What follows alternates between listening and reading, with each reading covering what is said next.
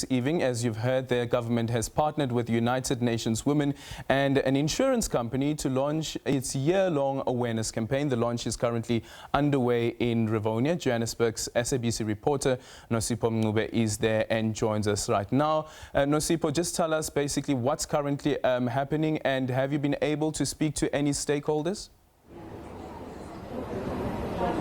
Good evening, Aldrin. The event has not commenced yet. It's set to begin around 7 o'clock. But I have here with me a representative from Total Shutdown by the name of Leslie Mncube, who can speak to me as well about her feelings about the launch of this 365-day campaign by the insurance company, as you have mentioned, as well as the Department of Women and the UN Women. Right. Sorry. Thank you. Hi, Leslie Mncube. Thank you so much for speaking to us. Firstly, can I just get your feelings around this initiative that has been driven by the government to have a year-long campaign as opposed to the 16 days that we have known?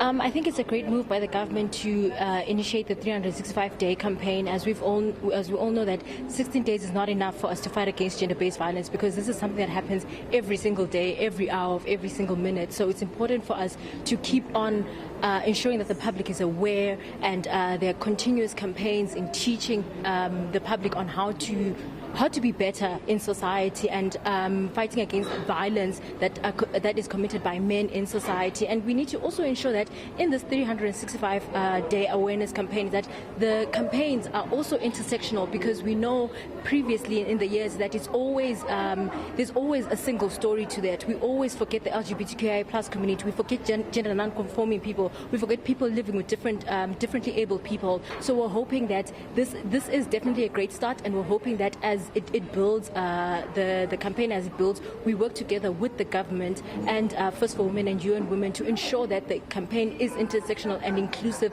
and speaks to every identity that women carry within South Africa.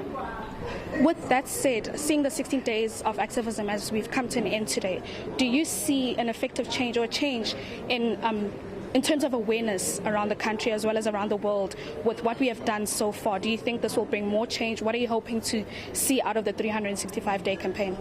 I believe the change we started feeling the change and the shift last year on the 1st of August when we took to the streets to march. You saw with a lot of production companies on their series, like I think The Queen, where they were showing more issues of gender-based violence, and we've seen more ad campaigns coming out. We've seen more radio stations and people coming up and stepping up to say, you know what, there is something that we can do as media houses to ensure that that message is put across. So I believe, yes, it may feel that the change is slow, but I believe that we are heading the right direction as South Africa, and hopefully one day as SADC and Africa and the world heading towards the right direction in terms of our messaging and in the way in which we speak about violence perpetrated by men towards women and children.